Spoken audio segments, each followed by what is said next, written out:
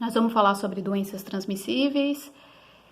A aula que eu dei essa semana sobre imunodiagnóstico vai complementar totalmente essa aula. Na verdade, vocês precisam entender aquela aula para poder entender um pouco mais sobre a epidemiologia. Por isso que eu casei a aula de imunodiagnóstico com a aula de doenças transmissíveis, que fica mais fácil para vocês entenderem. Então, vamos lá. Quando a gente faz diagnóstico das doenças transmissíveis, como coronavírus, sarampo, todas essas doenças, tem alguns tipos de diagnóstico. Então, tem o clínico, que você vai ver quais as alterações, os sintomas que aquela doença tem. Esse é o diagnóstico clínico. O laboratorial é o exame em si que você vai fazer. Então, é um teste de imunodiagnóstico, é patológico, é de parasito.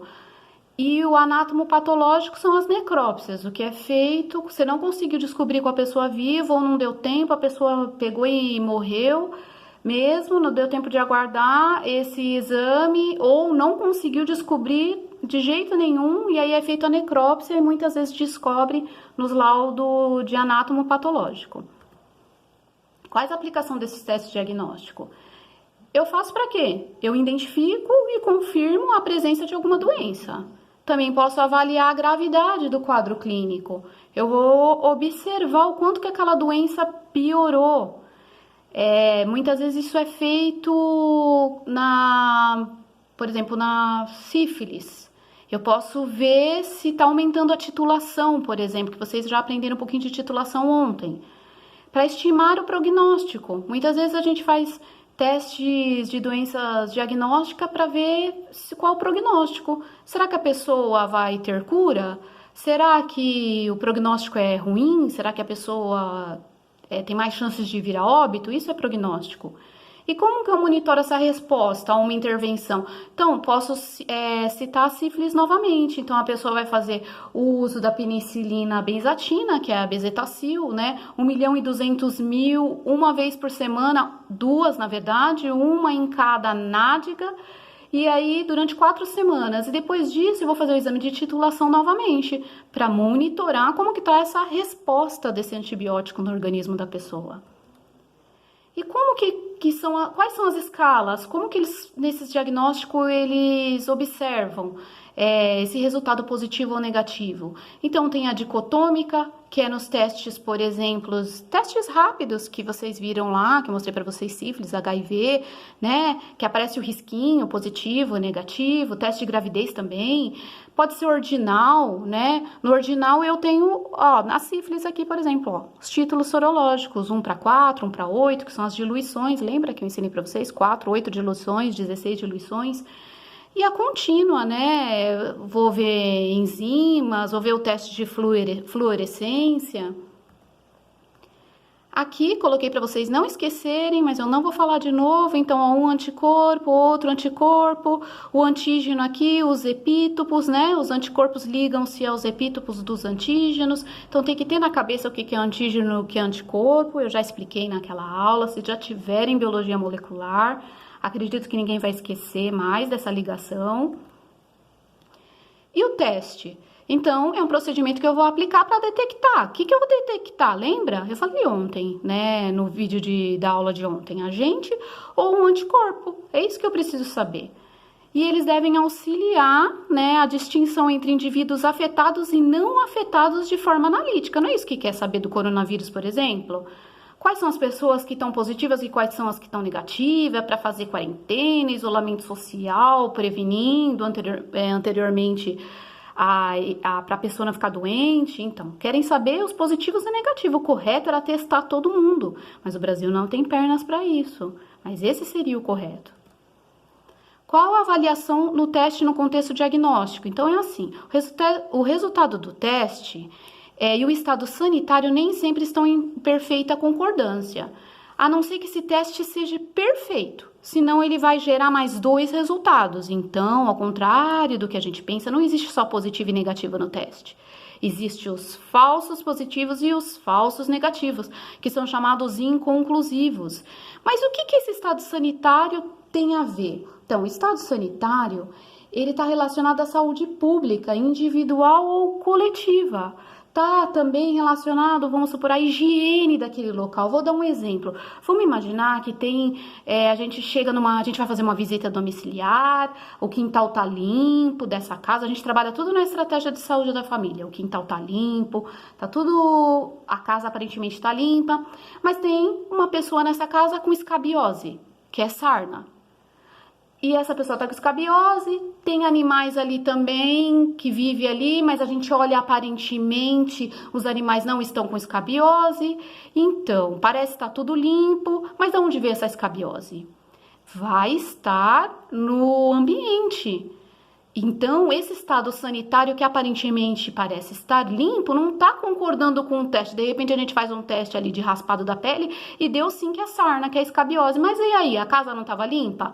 Os animais estavam sem sarna, mas a pessoa não tinha? Então, às vezes nem sempre isso está em concordância. A gente tem que tomar cuidado com isso. Então, aí a gente entra nessa questão, não estando em concordância. As coisas são o que parecem ser? Ou são e não parecem ser? Ou não são, mas parecem ser? Ou não são nem parecem ser? Vixe, que confusão! Então, o que é isso? Exatamente isso, a relação entre a doença e o teste. Então, se eu tenho doença ou não tenho doença? Isso era basicamente o que a gente pensava antes. A gente, como enfermeiro, vai vir escrito laudo inconclusivo. Mas a gente precisa saber o que significa isso. Se eu tenho esse, tá beleza. Eu vou explicar no próximo slide. Agora, esses são os laudos inconclusivos. Então, o que significa isso? Verdadeiramente positivo, falso negativo, falso positivo e verdadeiramente negativo. Então, vamos voltar lá. As coisas são o que parecem ser? Verdadeiramente positivo. Ou são e não parecem ser? Falso negativo. Ou não são, mas parecem ser? Falso positivo. Ou não são, nem parecem ser? Verdadeiramente negativo. É isso que eu quis dizer aqui.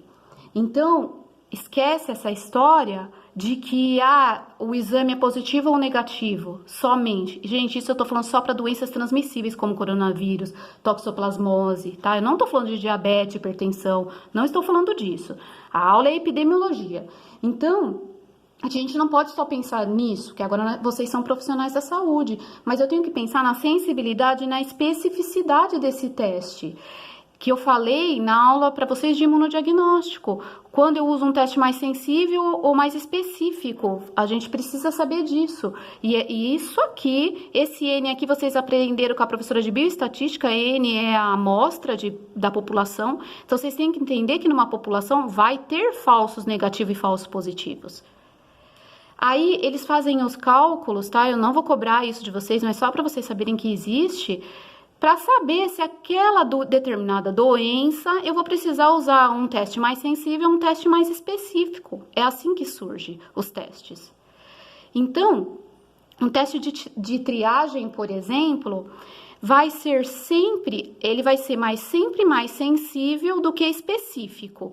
Por exemplo, um teste de HIV, aquele teste rápido de HIV. Ele não tem que ser ultramente sensível para em 15 minutos no máximo eu ter um resultado positivo ou negativo, então ele é mais sensível que específico.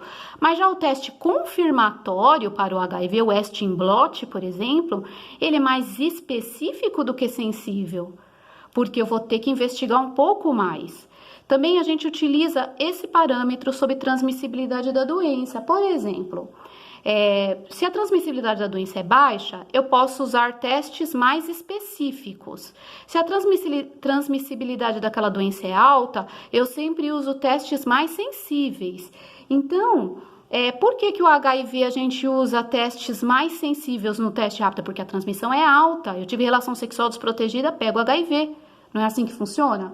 Outro exemplo, por exemplo, uma doença de alta transmissibilidade, coronavírus que a gente está vendo aí. Eu preciso de um teste com maior sensibilidade, por isso que eles já conseguiram desenvolver o teste rápido para coronavírus.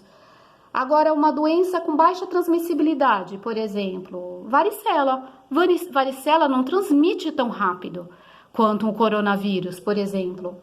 Eu posso ter um teste mais específico e não tão sensível. Por isso que não tem teste rápido para varicela, por exemplo. Só para vocês entenderem a diferença de um e de outro.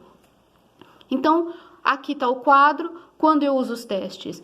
Teste de sensibilidade é necessário para diagnóstico de uma doença potencialmente grave, para afastar doenças em fase inicial do diagnóstico. Por exemplo, quando a gente faz doação de sangue, que manda aquelas bolsas de sangue, a gente também não colhe tubinho para exame sorológico e de hemograma? O sorológico, eles vão usar um teste de sensibilidade, testes rápidos, testes bem sensíveis para saber se aquele sangue não está infectado com HIV, hepatite B, C. Especificidade, particularmente necessário quando o resultado falso positivo pode ser muito lesivo, porque a gente não sabe. Os falsos positivos, falsos negativos, que são os inconclusivos, a gente tem que repetir o exame. Confirmar um diagnóstico sugerido por outros dados. Então, por exemplo, aqui apareceu um teste de sensibilidade, mas eu quero confirmar esse teste. Então, eu faço um teste de especificidade. Por isso que às vezes no coronavírus estão fazendo um teste, pede a contraprova. Muitas vezes no teste eles fazem um teste de sensibilidade e a contraprova é um teste de especificidade, por exemplo. Então era isso que eu tinha para falar para vocês. Se tiverem dúvida, pode chamar no fórum.